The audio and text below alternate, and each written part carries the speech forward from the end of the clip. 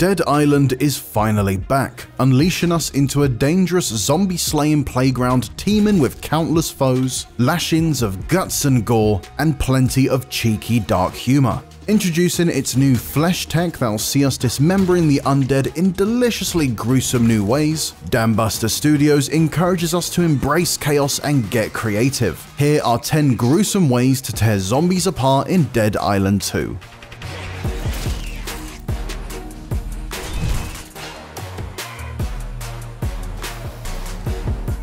Bel-Air is littered with blunt objects that are perfect for smashing in skulls and sharper tools for hacking away at limbs. From everyday objects like hammers and golf clubs to swanky swords. All the tools you need to slice and dice your way through the once pristine apartments of LA are within arm's reach. These handy weapons can also be modded at workbenches to include elemental upgrades such as fire and electricity for that extra explosive flourish. Alternatively, if you've had your fill of frying the skin off your enemies, you can always opt for a heavier weapon and simply bludgeon them to death instead. Lovely.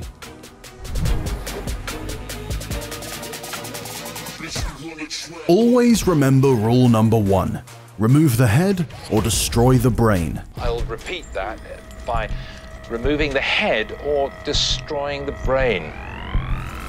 When you knock a wounded enemy to the floor, you have the option to finish them off by crushing their head under your boot. This is one of the quickest and most satisfying ways to score a kill in Dead Island 2. And unlike heavy attacks or special moves, this method doesn't drain your stamina. There are also plenty of ways to knock your foes over, so this is a great option for whittling down a horde. It's also the most effective means of stopping armored zombies in their tracks, as their heads are usually the weak point.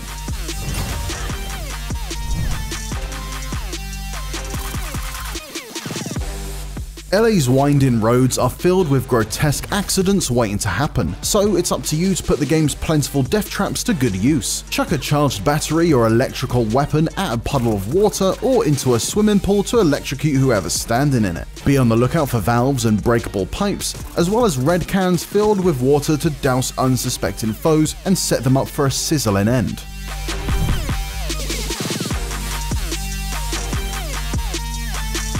Make a booming entrance by setting up an explosive trap. Jerry cans filled with oil and slippery puddles conveniently line the streets of the rich and famous. Put your skills as a sadistic pyromaniac to the test by luring a pack of zombies into the flammable liquid before setting it aflame. You'll also come across enemies wearing explosive vests that set off a devastating explosion when ignited. And as you experiment, you'll find more ways to orchestrate a long, fiery domino effect of traps.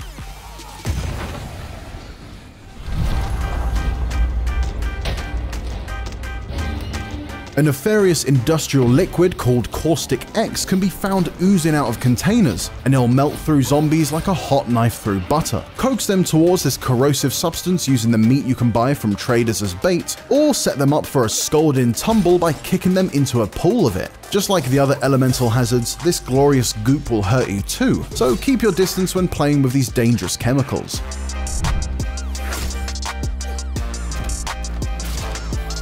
Dead Island 2 sees us quickly up to our knees in blood, guts, and sinew, so what better way to get acquainted with the entrails of the undead than with our bare hands? A swift left hook could send a zombie flying, allowing you to follow up with another attack, or perform a skull stomp when they're dazed on the floor. Landing a critical attack and hitting the subsequent prompts also make for a disgustingly dramatic death. You can tap into your own zombie-infused powers to tear enemies limb from limb with just a few swipes. Weapons such as the slaughtering claws are designed for slashing away at the not quite departed, allowing you to channel your inner Wolverine as you expertly dismember foes.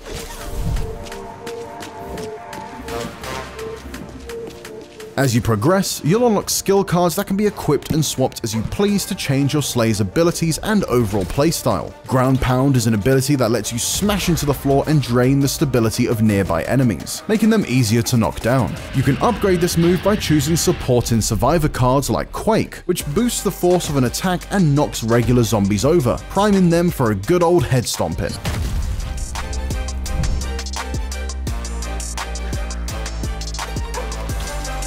We're in the Hollywood Hills, so theatrics are encouraged, and your Slayer's dropkick ability won't disappoint. Hordes of the undead can quickly close in and overwhelm you, so use this exaggerated slow motion kick to knock them back and buy yourself some time.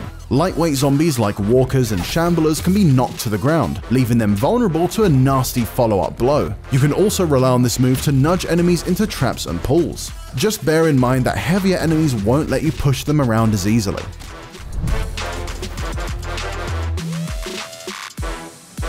Guns are essential for when you're backed into a corner and need to thin out a horde quickly. Pop skulls with headshots or target the enemy's legs to slow them down. Bullets are also the safest way to set off explosive traps from afar. If you need to speed through an area quickly though, and don't want to get your hands dirty, you can't go wrong with some good old-fashioned firepower, from trusty revolvers to bone-shattering shotguns.